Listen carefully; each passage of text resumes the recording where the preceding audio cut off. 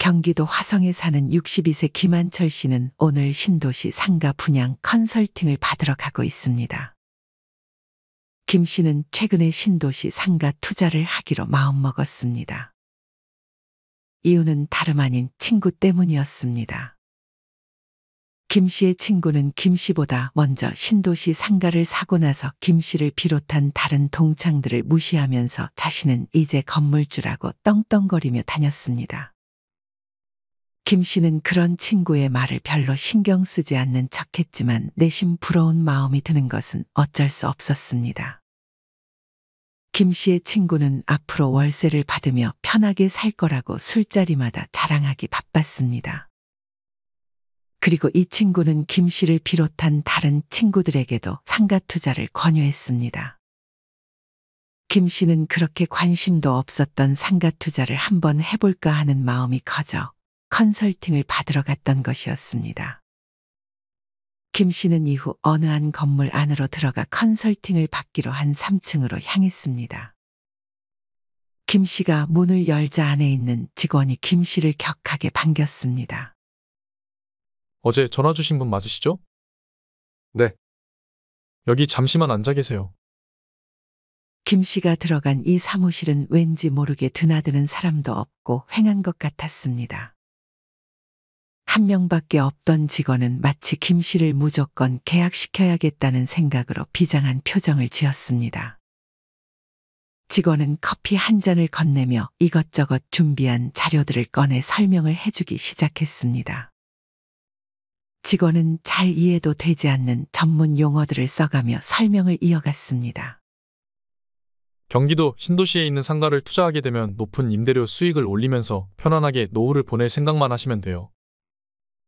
직원은 마지막에 이런 달콤한 말을 꺼내며 김 씨를 살살 꼬드겼습니다. 그러면서 직원은 김 씨에게 생각할 시간도 주지 않으려는 듯 바로 서류를 내밀었습니다. 일단 도장 한번 찍어보세요. 김 씨는 아직 상가 투자에 대해 많이 공부를 하지는 않았지만 그래도 상가 투자를 하려는 마음이 있었기 때문에 준비했던 도장을 꺼냈습니다. 김 씨는 이미 어느 정도 현금이 있었고 대출을 어느 정도 받을 수 있었기 때문에 상가를 사는 데는 무리가 없을 것만 같았습니다. 김 씨가 그렇게 도장을 찍으려는 순간 아내에게 전화가 왔습니다. 당신 지금 어디예요? 나 지금 잠깐 밖에 나왔는데? 직원은 통화를 하는 김 씨에게 일단 도장을 찍고 통화를 하라는 제스처를 취했습니다. 하지만 김 씨는 그런 직원의 바람과는 달리 도장을 찍기 전에 잠깐 나가서 통화를 하고 오겠다고 했습니다. 김 씨의 아내는 엄마가 하루 종일 전화를 받지 않는다며 얼른 장모님 댁으로 가보자고 말했습니다. 김 씨는 그 말을 듣고 일이 생겼다며 내일 오겠다고 직원에게 말하고 집으로 향했습니다. 다행히 김 씨의 장모님은 멀쩡했습니다. 다만 귀가 좋지 않아 전화가 온지 몰랐던 듯 싶었습니다. 김 씨와 아내는 안도의 한숨을 내쉬었습니다. 아내는 김 씨에게 오늘 어디서 뭐 했냐고 추궁했습니다. 김 씨는 며칠 전에 아내에게 말했던 것처럼 상가 투자 관련해서 컨설팅을 받으러 갔다고 솔직하게 말했습니다. 그거 안전한 거 맞아요? 그런 중요한 투자는 조금 더 신중히 고민하고 공부한 다음에 투자하는 게 맞죠. 김 씨는 아내의 말에 고개를 끄덕였습니다. 김 씨의 아내는 조금 둔한 성격의 김 씨를 걱정했습니다. 김 씨는 그래도 약속은 약속이니 다음 날 다시 컨설팅을 받았던 곳으로 향했습니다. 이날은 집에서 일찍 나와서 컨설팅 약속까지 시간이 조금 남아 있었습니다. 김 씨는 그렇게 동네를 한 바퀴 둘러보는데 이때부터 상가 건물들이 눈에 들어오기 시작했습니다. 김 씨의 눈에 들어온 것은 임대 문의 포스터였습니다. 분명 어젯밤에는 어두워서 그런지 눈에 들어오지 않았는데 낮이 되자 거의 대부분의 상가 건물들의 임대문에 포스터가 붙어 있었습니다. 그때 김 씨에게 전화가 걸려왔습니다. 한철아, 너 경수 소식 들었어? 이 자식 우리한테 했던 말들 순 거짓말이었어. 월 임대료 수입 받으면서 편하게 노후 보내는 줄 알았는데 알고 보니 상가 투자하고 임차인이 안 들어와서 매달 적자 보다가 빚만 잔뜩 얻고 길거리에 나앉게 생기게 됐다지 뭐야. 그게 정말이야. 그렇다니까. 경수 와이프 친구한테 들은 얘기야. 그 자식 우리한테 상가 투자하라고 꼬드기더니 자기 혼자 당하긴 싫었던 거지. 나랑 창현이도 상가 투자하려고 계획하고 있었는데 경수 말 들었으면 완전 개털 될 뻔했어. 너도 조심해. 요새 상가 투자하는 사람은 바보래 바보. 김 씨는 친구와의 통화를 마치고 한참 동안 벙쪄 있었습니다. 김 씨는 오늘 컨설팅을 받기로 했던 것을 취소해버리고 집으로 돌아갔습니다. 김 씨는 이렇게 끝내기는 조금 아쉬워 상가 투자에 대해서 심도 있게 알아보기로 마음먹었습니다.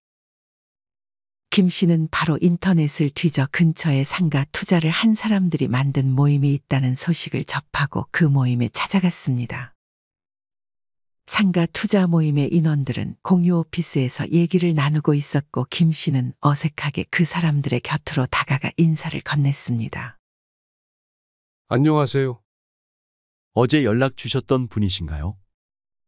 네. 상가 투자에 관심이 있는데 정보가 없어서 연락드렸어요. 잘 오셨어요. 아직 상가 투자 진행하신 건 아니죠? 네. 사실 엊그제 덜컥 계약을 할 뻔했는데 갑자기 일이 생기는 바람에. 하늘이 도우셨네요. 모임 인원이었던 최 씨가 김 씨 대신 안도의 한숨을 쉬어줬습니다. 사실 저희는 상가 투자를 하고 모두 후회하고 있는 사람들이에요. 투자를 해버린 건 어쩔 수 없고 어떻게 피해를 최소화할 수 있는지 다 같이 얘기 중이었어요. 모임 인원들은 김 씨에게 각자 자신이 겪었던 일들을 하나씩 말해주기 시작했습니다. 그중 대전에 살았던 56세 최 씨는 별내 신도시에 상가 투자를 했다고 했습니다. 최 씨는 50대 중반의 회사원이었는데 앞으로 회사에서 언제 잘릴지 모른다는 불안감에 노후 준비를 하려고 상가 투자를 진행했다고 했습니다. 최 씨도 김 씨처럼 분양 컨설턴트에게 상담을 받고 계약을 했습니다.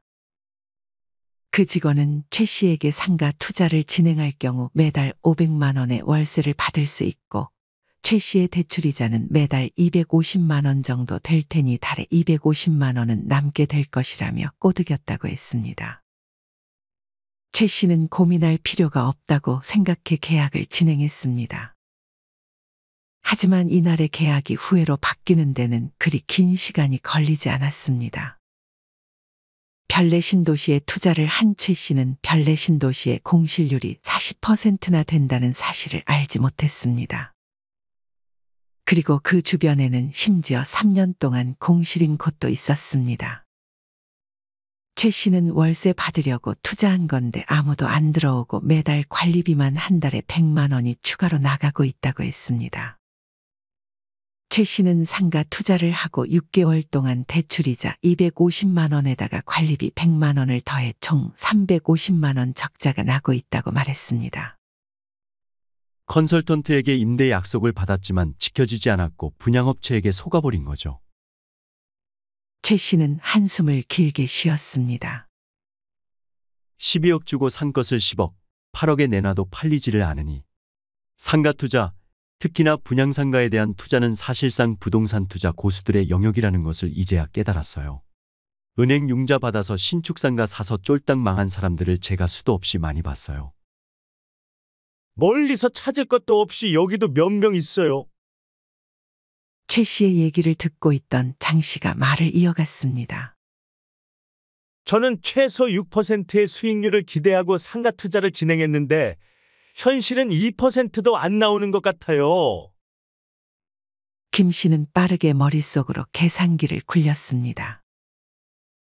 만약 10억 상가에 투자했는데 2%면 1년에 2천만 원이고 한 달에 160만 원 가량 된다는 계산이 나왔습니다. 하지만 만약 대출이자가 한 달에 160만 원 이상 나오면 이분도 최 씨와 마찬가지로 적자가 나고 있을 상황이었습니다. 다행히 장 씨는 임대를 주고 있는 상태이긴 했습니다. 하지만 문제는 월세를 받고도 대출이자를 감당 못해 적자를 피하지 못하고 있다는 점이었습니다. 장 씨의 경우 무려 10억을 대출받아 한 달 이자만 400만 원에 육박했습니다. 그에 반해 월세 수입은 250만 원을 받고 있어 매달 150만 원의 적자가 나고 있는 상황이었습니다. 하지만 장 씨의 상가에 들어온 가게는 장사가 잘 되지 않아 언제 폐업을 하게 될지 몰라 불안에 떨고 있는 상황이었습니다. 만약 장 씨의 상가에서 임차인이 나가게 되면 장 씨는 400만 원 대출이자의 관리비 120만 원까지 추가해 520만 원의 적자를 감당해야 하는 실정이었습니다. 장 씨가 투자한 상가는 다산동에 위치해 있었습니다. 장 씨는 임차인과 처음 계약할 때 보증금 5천만 원에 월세 300만 원으로 계약을 했습니다. 하지만 2년 전에 임차인이 나간다고 하니 월세를 250만 원으로 깎아주겠다고 했습니다. 만약 내년에 또 나가겠다고 하면 장 씨는 250만 원에서 월세를 더 깎아줘야 될 수도 있었습니다. 장 씨 옆에서 감정을 이입한 백 씨도 비슷한 처지였습니다. 백 씨의 경우 은퇴 자금까지 끌어모아 10억 상가를 대출 6억을 받아 투자했습니다. 하지만 월 임대료가 200만 원도 안 나오는 데다 이걸로는 대출금 이자 내기에도 턱없이 부족하다고 토로했습니다. 백 씨도 신도시에 투자를 했는데 백 씨는 처음에 신도시가 생기면 인구가 들어오면서 상가 수요가 늘어날 것이라고 낙관했지만 현실은 전혀 달랐습니다. 신도시 상권이 제대로 인구가 들어오려면 최소 5년에서 10년 정도는 걸린다는 사실을 간과했던 것이었습니다. 백 씨의 주변 상가들은 무려 50% 할인 임대 조건을 내걸었음에도 입주 문의가 거의 없다며 임차인 구하기가 하늘의 별 따기라 했습니다. 서울이 가까이 있고 지하철이 가까이 있으면 괜찮을 거라고 생각했던 게 패착이었죠. 최 씨는 경기 불황과 높은 금리는 물론 상가 투자자들이 손해를 보기 싫은 마음에 임대료를 높게 책정하니 더더욱 문제라고 했습니다. 상가 꼬드겨 분양에 먹은 사람 몇 명은 좀 챙겼겠네? 남은 지옥에 빠뜨리고 말이야. 쿠팡에 우리나라에서 파는 물건 수십만 가지 다 팔고 있고 가성비 있는 가격에 밤 12시에 주문하면 새벽에 문 앞에 딱 와 있으니 상가 같은 오프라인 가게들이 안 망하는 게 이상한 거죠. 오프라인 상가는 꼭 종이신문 신세가 되어버린 것 같아요. 요새 종이신문 보는 사람 없잖아요. 온라인 제대로 다루지 못하는 노인분들만 보시지. 모임 인원들은 자신들이 트렌드를 잘 파악하지 못했다는 사실도 크게 후회했습니다. 나중에 들어보니 김 씨에게 떵떵거리며 상가 투자를 권했던 친구도 이들과 사정이 비슷한 듯 싶었습니다. 김 씨의 친구는 5억 상가에 1억만 가지고 나머지 4억은 대출을 받았는데 1년 넘게 임차인을 구하지 못했고 결국 대출이자와 관리비 부담으로 손실을 입었던 것이었습니다. 김 씨 친구의 경우 대출 이자가 4.5%였고 계산해보면 월에 약 150만 원이었습니다. 여기다 관리비 약 100만 원을 더해 매달 250만 원의 손실을 봤다고 했습니다. 김 씨의 친구는 주변 친구들에게 망했다는 사실을 들키기가 싫어 끝까지 그 상가를 붙들고 있다가 몇 년 동안 억 단위로 손해를 보고 울며 겨자 먹기로 상가를 처분하지도 못하고 있는 실정이라고 했습니다. 김 씨의 친구는 더 이상 김 씨를 비롯한 다른 친구들의 연락을 받지 않고 피하고 있었습니다. 모임 인원들은 매주 이렇게 만나 얘기를 하고 있지만 별다른 해결책을 찾지는 못하고 있다며 상가 투자를 하지 않은 사람이 승자라는 말을 해줬습니다. 김 씨는 정말 많은 도움이 됐다며 인사를 하고 밖으로 나왔습니다. 김 씨는 근처에 있던 빵집에서 빵을 사 모임 인원들에게 나눠주고 이분들에게 들었던 정보들을 정리할 겸 카페로 향했습니다. 모임 인원들은 하나같이 자영업자들이 힘드니 상가도 안 되는 것이라는 말을 했습니다. 김 씨는 그동안 관심이 없었는데 자영업자들이 얼마나 힘든지가 갑자기 궁금해졌습니다. 김 씨는 카페에 들어가 커피를 시키고 조심스럽게 카페 사장에게 말을 걸었습니다. 카페에는 김 씨 말고 손님이 없었는데 이것만으로 참 힘든 상황이구나 하는 것을 알 수 있었습니다. 김 씨가 조심스럽게 현재 장사가 잘 되냐고 물어보자 카페 사장은 한숨을 쉬었습니다. 얼굴을 보니 김 씨와 나이가 비슷하거나 조금 어려 보였습니다. 사실 다음 달에 폐업해요. 대출금 이자를 더는 갚지 못할 것 같아서요. 카페 사장은 심지어 6개월 전부터 우울증에 시달리다 결국 아내와 이혼까지 하게 됐고 자식들과도 떨어져 살게 됐다고 말했습니다. 어제가 막내 생일이었는데 축하한다는 말밖에 해줄 수 있는 게 없더라고요. 김 씨는 어제 봤던 인터넷 뉴스가 떠올랐습니다. 한국은행 자료에 따르면 자영업자 가구의 부채 비율이 작년 기준 270.3%로 크게 올랐다는 것이 그 내용이었습니다. 김 씨는 카페 안에 있는 디저트들을 여러 개 포장해 달라고 하고 카페를 나왔습니다. 김 씨는 그렇게 다시 거리로 나왔습니다. 어디를 갈지 고민하다 임대 포스터가 붙은 상가에서 자신의 모습을 확인한 김 씨는 이발을 해야겠다고 생각했습니다. 김 씨는 근처에 미용실이 있나 찾았습니다. 김 씨는 거리에 중년 여성 한 명이 운영하는 미용실로 들어갔습니다. 미용실 원장은 입마 눕고 있는 채 김 씨에게 인사를 건넸습니다. 김 씨는 아무도 없는 텅 빈 의자에 앉아 대기하고 있었습니다. 침묵 속에서 미용실 원장이 머리카락을 다듬어주기 시작했습니다. 김 씨는 조심스레 카페 사장에게 했던 질문을 미용실 원장에게도 했습니다. 장사가 잘 되시나요? 미용실 원장은 한숨으로 답을 대신했습니다. 들어보니 미용실 원장은 30년 경력의 미용사였습니다.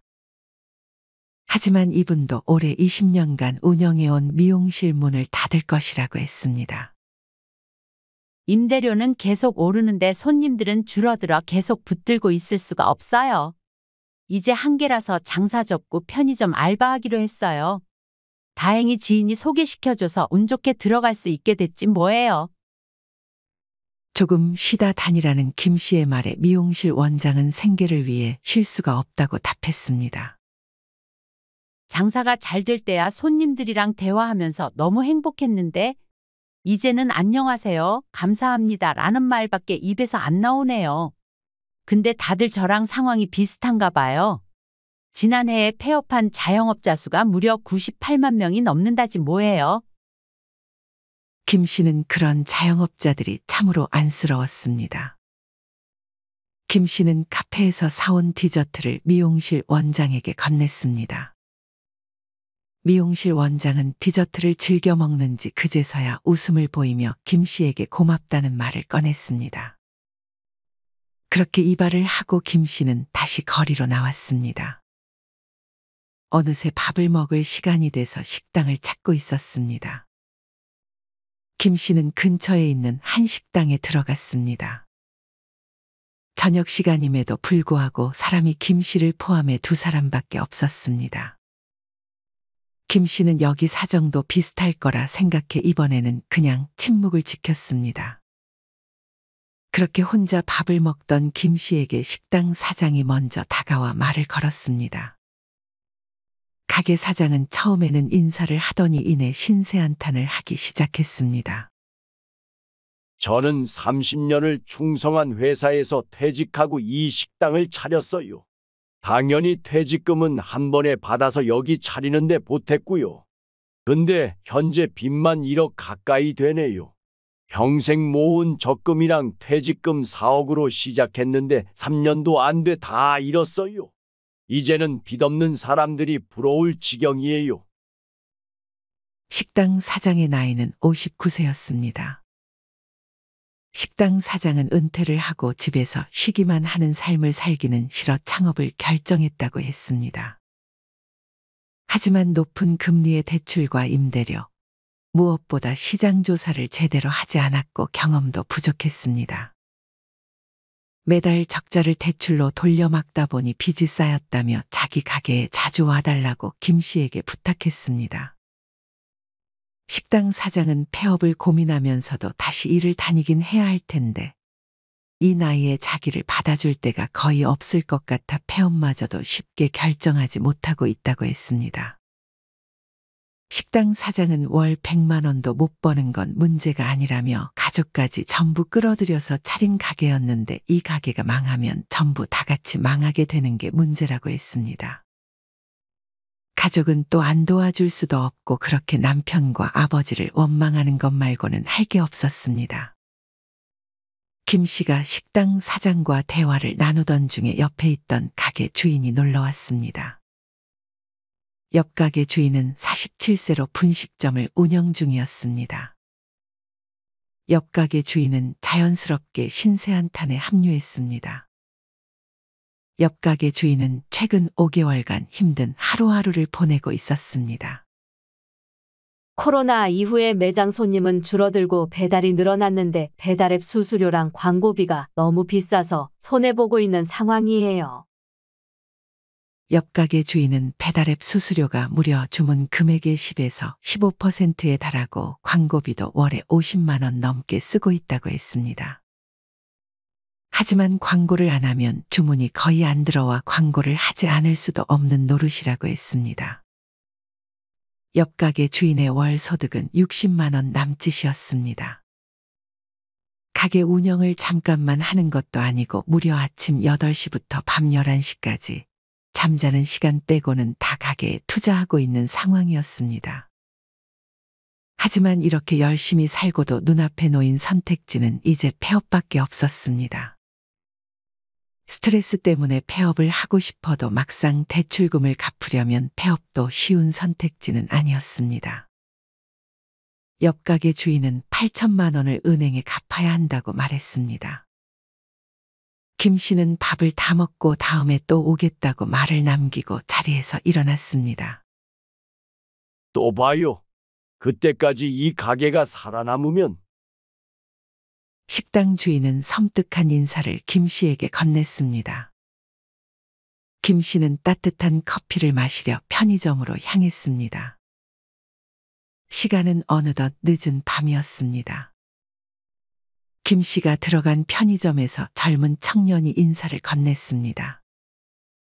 김 씨는 1+1 커피를 사서 하나를 아르바이트생에게 건네며 말을 걸었습니다. 일하는 거 힘들지 않아요. 이건 힘든 것도 아니죠. 아르바이트생의 나이는 28살이었습니다. 하지만 빚이 무려 6천만 원이 있다고 했습니다. 아이고, 어쩌다가요? 이 아르바이트생은 2년 전까지 옷가게를 운영했다고 했습니다. 친구들과 패기 좋게 시작했지만 장사가 안 돼 1년 만에 문을 닫은 것이었습니다. 초반에는 마케팅이 잘 됐는지 장사가 잘 됐는데 이제 사람들이 가게로 안 오고 대부분 온라인으로 옷을 사다 보니 매출이 한순간에 떨어졌어요. 사실 저는 지금 신용불량자예요. 이 나이에 신용불량자가 돼서 취업도 안 되고 부모님 못 본 지도 꽤 됐어요. 일단 여기서 알바하면서 앞으로 어떻게 살아야 할지 고민해봐야죠. 김 씨는 비단 힘든 건 중장년뿐만이 아니구나 하는 것을 알게 됐습니다. 김 씨는 이 청년에게 밥을 먹었냐고 물었고 청년은 한 끼도 못 먹었다고 답했습니다. 김 씨는 아까 대화를 나눴던 분식집 사장님 가게로 가서 떡볶이에 순대에 이것저것 포장을 해서 청년에게 건넸습니다. 청년은 눈에 눈물이 살짝 고인 채 김 씨에게 감사해 했습니다. 힘내요. 김 씨는 짧게 한마디 건네고 편의점에서 나왔습니다. 김 씨는 이제 지하철을 타고 집으로 돌아갈 준비를 했습니다. 지하철 옆 좌석에 김 씨의 자식과 비슷한 나이처럼 보이는 청년이 한 명 앉아 있었습니다. 그 청년은 열심히 부동산 책을 읽고 있었습니다. 김 씨는 자기도 모르게 이 청년에게도 말을 걸었습니다. 이 청년은 얼굴은 동안이었는데 나이가 40대였습니다. 이 청년은 영끌을 해 집을 산 듯 싶었습니다. 8억 원 아파트를 샀는데 자기 돈은 그중 20%만 넣었고 나머지 80%는 대출을 받아서 마련한 집이었습니다. 집값이 올라야 순자산이라도 증가할 텐데 집값이 30%가 떨어져 버리면서 대출금 빼면 지금 오히려 완전 마이너스네요. 이 청년은 이제부터가 재앙의 시작이라고 말했습니다. 갑자기 직장을 잃거나 이직도 생각하고 있는데 월급이 줄거나 대출금리가 또 크게 오르면 그건 정말 생각하기도 싫은 상황이에요. 이 청년은 제대로 알아보지 못하고 남의 말에 휘둘려 집을 산 것을 크게 후회했고 지금부터라도 조금씩 공부하려고 지하철에서 부동산 관련 책을 보고 있던 것이었습니다. 김 씨는 오늘 많은 사람들과 이야기를 나누며 현실을 알게 됐습니다. 꽤나 씁쓸한 현실이었습니다. 김 씨는 오늘 만난 사람들이 한결같이 말했던 것처럼 빚만 없는 것도 성공한 인생이라는 말이 크게 와닿았습니다. 김 씨는 상가 투자를 잘못하면 원금 날아가는 것은 기본에 대출금과 상가 관리비가 누적되면 끝내 파산에 이르는 무서운 늪에 빠지게 될 수도 있고 경매 전문가라며 유튜브에서 많은 조회수를 올렸다가 지금은 채널을 접은 유튜브들을 보며 상가 투자는 절대 하지 않겠다고 다시 한번 다짐했습니다. 김 씨는 상가 투자 대신 미국 우량 배당주에 대해서 공부를 하기로 마음먹었습니다. 물론 아직 여기에 대해서도 많은 공부가 필요했기에 천천히 시간을 가지고 공부를 게을리 하지 않겠다 마음먹었습니다. 여러분은 이런 김 씨의 이야기를 어떻게 들으셨나요?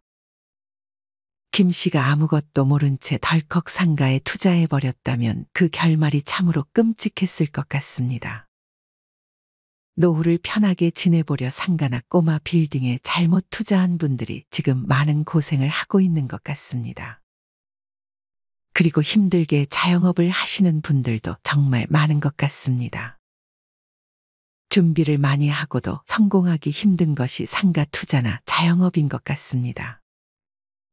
만약 은퇴 후 이런 것들을 고민하고 계신다면 정말 꼼꼼하게 그리고 철저하게 오랜 기간 공부를 하고 시작해야 할 것 같다는 생각이 듭니다.